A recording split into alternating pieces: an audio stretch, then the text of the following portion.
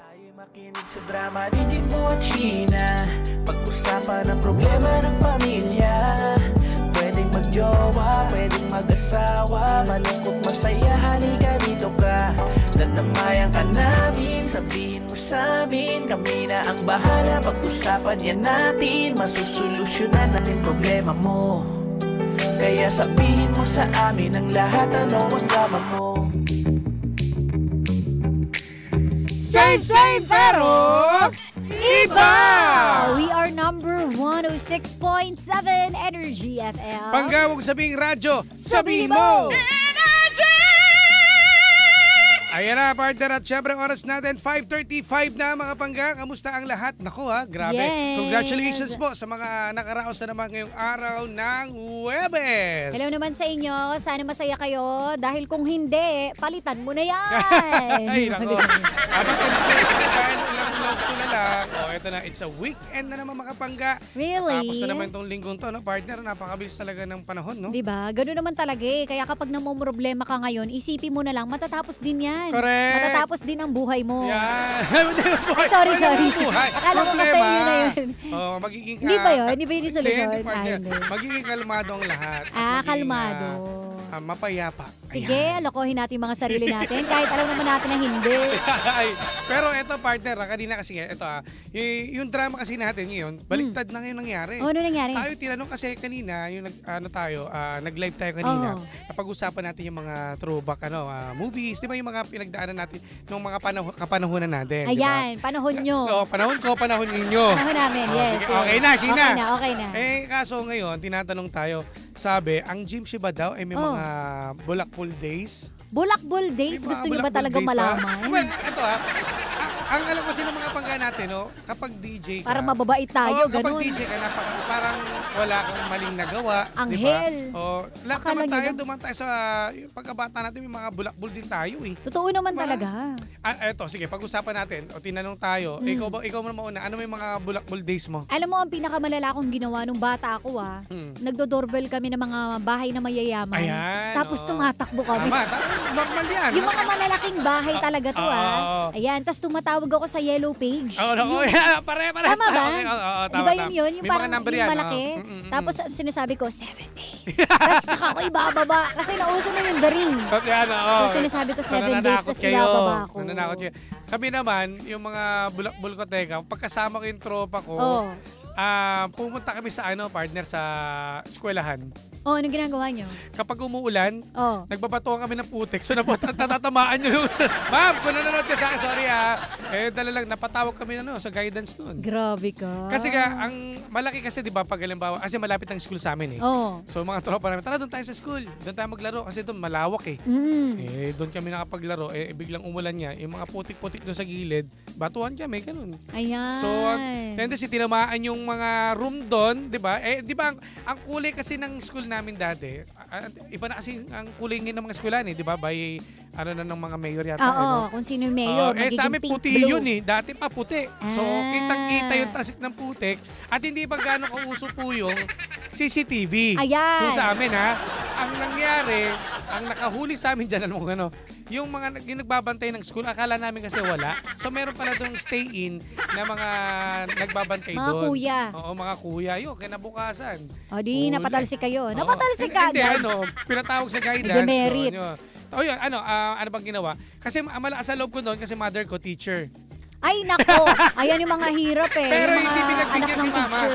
Hindi pinagbigyan si mama. Binigyan kami ng may ano yung tawag doon?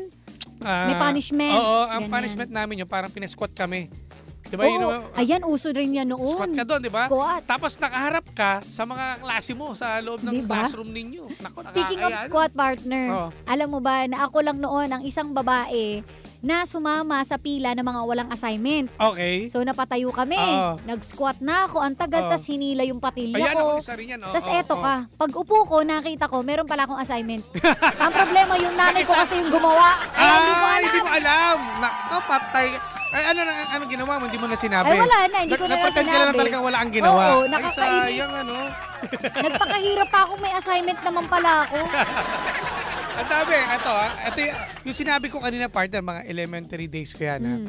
Eto na tayo sa high school. Ayan, high school days. So sa mga high school days natin, eto ang mga kadalasan. Syempre, number 1 dyan, may mga bulak-bulak din na kasama mo, kaklase mo. Yes. Natuto akong mag-cutting classes. Ayan. Ayan. Totoo. Kasi yung namin, syempre, mga batang 90s, ang uso niya, puntahan namin sa Ali Mall. Okay. Meron dyang mga skating. Yung skating ring din. Oo. Doon kami nagpupunta, tambayan yan dati. So, pagkatapos, tara, punta tayo doon. Magtambay. Kasi nga, ang daming mga chicks doon. Yung mga kasama ko kasi, mga mahilig sa chicks eh. Doon ako nahawa. Nahawa talaga. Talagang sila pa yung tambayan namin yung partner, sobra. Tapos kasi, meron kaming group eh. Di ba, nung 90s kami, mayroong pangkista at merong hip-hop. Akala ko trasher, ganun. yung ghetto. Yung mga hip-hop kasi parang part na rin ng mga trasher yan. Kasi di ba, formahan kasi mga loose yan. Yes. Naka-loose pants, ganun. Tapos magaganda mga sapatos. Yung pangkista, may ibang tambahan din yan. So, ang tendency niya, partner, na pag ikaw nagawi sa mga tambayan ng mga pangkista, babanatan ka dyan. Grabe. Ganun dati. Tapos ngayon naman, yung mga pangkista naman at nadayo sa mga hip-hop na na tambayan din, ay yari ka rin. Kaya dati iwasan. Kaya ngayon nga nagulat ako grupo talaga. Ito noon to nung mga batang 90s, talagang magkahiwalay talaga. Pag sinabi mo pangkista at hip-hop, magkaawayan. Ngayon, hindi na no? Talagang iisa na lahat. Ako rin may mga ganyang sinalihan, pero corny yung amin. Ano naman sa'yo? Ano naman? Mga alam mo yung mga clan-clan? Ano to? Yung clan, may mga GM ba to? Oo. Sa cellphone? Oo, ang Okay. code name ko doon, Tangerine. Wow! Okay. Daddy! So, paano ka napasok dyan? Ikaw ang Alam leader? ko kami yung mga leader eh. Mga alpha ka, eme, gano'n. Okay, tapos? Tapos yun, may sign pa nga kami ganyan eh. Nakakahiya! Parang brothers and sisters, gano'n. Tapos gawa-ganon kami. Pero ito, hindi mo makakilala yung mga miyembro yun. Alam ba, paano pag Kakilala ko. Tapos nagre-recruit kami ng mga miyembro. Umabot man sa mga probinsya yan? Hindi. Iba rin. Wala nga, pang judgemon lang yung amin. Iba yung, kasi meron kasing GM din, partner, na magkakaibang lugar kayo. Tapos through message, duduktungan mo lang. Ewan kong naabot. Oo. Diba? Naalala ko yan. Doon lumaki yun eh. Halimbawa, nasa Las Piñas chapter, ganyan. O GGM mo yan, parang ganyan. Dinner na from ganyan, Las Piñas chapter. Malalabas yun dun eh. Tapos dudukto mo, Marikina chapter. Hanggang sa dumami, hanggang sa may Grand Eyeball. Ayan Grand EB. Diyos mio, nakakatawa yung Grand EB. Ay, yung Eyeball, masyadong 90s talaga na Eyeball. Ano ba tawag na ngayon? EB pa rin no? Ay, Meet Up. Meet Up? Oo. Grand Meet Up. Okay. Nako, Jimbo, wala na talaga. Sa din noon, Grand EB. Tapos mga nakasuot pa, kala mo naka-winter dito. Totoo. At saan ang lugar niyo pag kayo nagka-Grand Eyeball? Meron kami lugar. Saan? SM North. Ay, talaga? Kasi hati yun eh. Doon kami madalas eh. Ang lugar dito sa Taytay, Santa Lucia. Ayan yun, sa Worlds of Fun. Ayan, tama ka sa partner. Nandiyan yung mga nakaporma, tapos mga hihingian ng number. O, yan ang number mo, taga saan? Ayan, Sa dyan nabubuo eh, kapag nag-eyeball kayo o nag-meet up kayo, dyan na may mabubuong relasyon. Kasi magkakakilala kayo. Ay, relasyon ka. Relasyon yan. Pag-uwed, sila na, ganyan. Nakakatawa. Ayan, nahilig ako dyan. Ito pa, yung mga crush-crush sa Messenger. Di ba yung mga buzz? Yan. Tapos kunwari, may mga I finally found it, ganyan. Ayan. Ano nga nakita mo? My pen. Tapos ang arte-arte, kala mo naman talaga. May mga ganyang tapos teka, dagdagan ko medyo lulumaan ko ng konti, medyo nasa level ka ng mga Gen Z. Millennials ka, di ba? Millennial, millennial to. So, ano ka ba? beeper. Baby boomer ka eh. Yung beeper, inabutan mo ba yan? Nakita ko na lang siya pero hindi ko na nagamit. Kasi yung dati, kapag may ganyan ka, partner, talagang social ka dyan. Pinapatawag pa yun, di ba? Parang pakisabi po, I love you. Oo, yun nga lang hirap, no? Hindi mo pwede sabihin na, tara, meet up tayo sa motel. Hindi mo pwede, kasi wala privacy. Paano pag may message ka, oy, ready ka na, mamaya kakainin ka. Hindi pwede. Hindi pa pwedeng ganun kasi nga. Paano sasabihin? Limited lang eh. Siguro parang meron pa rin kayong code partner na pag, di ba, magkasama kayo, ganito pag ibibip mo ako, ito sasabihin mo para alam ko na sa inyo. Kumbaga may mga na kayo. May usapan na. May code ba? Kasi nung kaya ko sasabihin mo mismo ng partner sa sa operator na, sir, ano po? Diba? Nakakano yun. Pero masaya yun. Alam mo, masaya kasi yung communication na medyo may hadlang. Alam mo yun, yung hindi instant, di ba? So halatang may effort. Correct. Yung sumikat na yun, Hindi pa yata nauso partner yung Unli Text eh. Wala pa. Doon na pumasok yun after naging maluwag na lahat, partner. Ayun, sobrang mahal ng load yung noon. Yung cellphone mo, bibili mo yung SIM card eh. Isang buo yung partner, yung isang malaki yun, yung mga nakaka-relate dito. Totoo. Isang salpak mo sa cellphone mo yun, tas unlimited na yun. Di ba? Text. Naalala ko nun yung una kong phone, Philips. Yung gumaganon pa yung ano. Tandaan ko. Ako, ano tawag ito? In-upgrade mo yung ano mo, yung cellphone mo. Yung ilaw-ilaw kapag may tumatawag.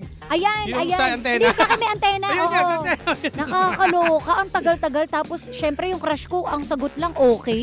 Nakakainis kaya, piso yun per text, di ba? Umuubos ako ng 60 pesos na Grabe. Ang ano ko lang nun, ang tawag dito, baon ko lang magkano, 5 piso. Kaya di ba pag nag-text ka doon, dapat isang buo na, yung talagang... Totoo. Mahal na mahal kita. Alam mo, ikaw lang talaga yun. Akin ka lang. Diba? Kita tayo mamaya. Correct. Sa akin na kasi, tipid niya. Ngayon kasi Unli, kaya tipid na lang. Okay. Pero dati hindi, kailangan mahaba. Totoo yan. Sayang yung load. Ha? Kaya sayang. nauso yung mga jeje mo noon. Ako noon hirap eh. Kasi nasanay ako ng jeje text. Diba? Yung mga, yung imbis na... Eyo po. Yung tawa mo, hehehe, jejeje, gano'n. Jeje lang, tapos walang space. Diba? Ay, nako. Yun lang nakakaalala lang kami. Kala nyo kami perfecto. Yung mga pinagdaanan nyo, napagdaanan din namin yan. Totoo. Baka naku, mas malala pa yung mga pinagdaanan namin. Salamat kayo. Nasa lahat. Magkita-kita tayo dito. Kasi kwento namin sa'yo, baka magulat kayo. Mag-Grand EB tayo, B. Sabi ni Priscilla, naabutan ko yung phone na Motorola, partner. Motorola, kilala yan. Ayan, naabutan ko rin yan, Motorola. Mayaman ka kapag nakaganong ka eh. Wait lang, partner, yung mga boss. Sabi ni Darwin, naabutan niyo po ba, DJ Jimbo, yung gera po ng hip-hop at pangkista sa Glorieta? Oo! Ayan na. Si Jimbo nagsimula nun, guys. Actually, meron ako mga grupo. Hindi ako sumali, partner, sa mga ganyan eh. Kumbaga, marami lang akong tropa. Honey, pwede ikaw na talaga for the tropa. Alam mo, hindi ka dumaan sa pagka-bata kung hindi mo napagdaanan itong mga to eh. Diba? Kaya, alam mo yan, ano yan, it's part of growing up, sabi. Kaya hindi ako naniniwala na kung ikaw iloko-loko noong araw, hanggang ngayon, iloko-loko ka pa rin. Hindi. Sakto lang. Marami pong nag-iba ng linyahan, naging mabait. Truly. Yung iba hindi na nagbago. Oo. At hindi ako yun. Makakapal pa din. At hindi ako. Dahil dyan, OT na tayo, friend. Partner, sige, partner. Alam mo, pag throwback. Oo nga eh. Sige. Napasarap tayo, B. Ito tayo. Ito na talaga, Panggano. Kung ikaw ay may mga drama rin ganyan, o kaya baka gusto mo kaming tanungin. Yan. I-share mo na yan, Pangga, sa Sheena 1067. At sa iba, DJ Jimbo. Dito lang. Dito lang. Eto na, Pangga. Dahil panibagong drama na naman ang hindi natin nasolusyonan, pero ating napag-usapan. Kaya masasabi ng Jim si Jan ay, anong drama mo? Susunod na, The Monarch of Philippine Radio. Walang iba kundi si Kuya Chico! Kaya naman, tutok lang. Dito pa rin yan sa Same pero iba! We are number 106.7 Energy FM. Panggawang sabing radyo, sabihin mo! Energy! Here is Pangga's Power Play song.